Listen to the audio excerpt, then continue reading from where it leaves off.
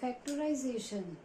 Factorisation के लिए हमें पहले फैक्टर पता होने चाहिए कि हमें कॉमन लेना होता है वहाँ पर। जैसे 16 के फैक्टर बनाने हैं तो ये फैक्टर बन जाएंगे हमारे, ठीक है। अब मेथड्स ऑफ फैक्टराइजेशन, पहला हुआ कॉमन फैक्टर। कॉमन फैक्टर जैसे कोई भी हमें दे रखा है उसमें से हम कॉमन ले लेंगे, जो भी कॉमन आता है उसको लिख लिया और बाकी जिस पे डिवाइड होते हैं वो लिखते चले जाएंगे। इसमें एक्स एक्स सभी में है तो 6 के साथ एक्स भी कॉमन आ जाएगा, बाकी जो डिवाइड होंगे वो लिखते चले जाएंगे। अब एक्स को दोबारा अंदर नहीं लिखना अगर एक ही एक्स बचता है तो, ठीक है। 2x थे, एक गया तो एक लिख दिया हमने यहाँ पर। इसमें से -4x, माइनस का अगर हम साइन बार को लेते हैं कॉमन में तो अंदर का साइन चेंज हो जाएगा, प्लस था माइनस हो गया।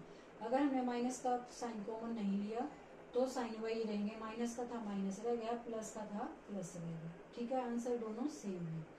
अब दूसरा मेथड हुआ रीग्रुपिंग। रीग्रुपिंग हम एक्स के अकॉर्डिंग कर सकते हैं या फिर डिजिट्स के अकॉर्डिंग कर सकते हैं। ये हमने दोनों तरीके से सोल्व किया। ये तो हमने डिजिट्स के अकॉर्डिंग कर लिया, 15 और 5y को इकट्ठा ले लिया और 6 और 2 को ले लिया, साइन उनके साथ ही रहेंगे।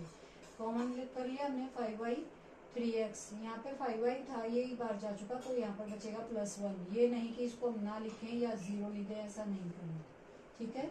ऐसे इसमें बाहर माइनस का साइन लिया तो अंदर माइनस था प्लस हो गया और 2 1 जा 2, फिर से 1 लिखना है, ये 0 नहीं लिखना है यहाँ पर, ठीक है। फिर इनको एक बार लिख लिया दोनों को और जो बच गए उसको एक बार कर दिया 5y और ये यहाँ से बचा -2, ये आंसर हो जाएगा, ठीक है।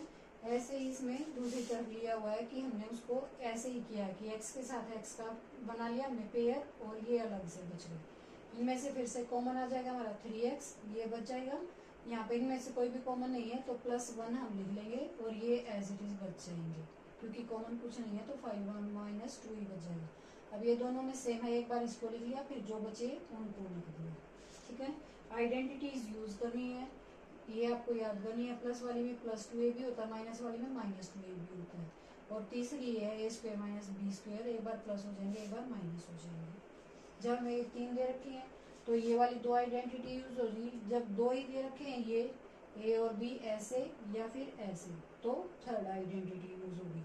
ये होता है हमारा सोल्व किया 7y का होल स्क्वायर और ये हो जाएगा 6z का होल स्क्वायर। ये बीच में अपने आप बन जाएगा 2 और 7y 6z। ये हो जाएगी हमारी प्लस का साइन है, प्लस वाली आइडेंटिटी। माइनस होता तो ये माइनस वाली आइडेंटिटी हो जाती।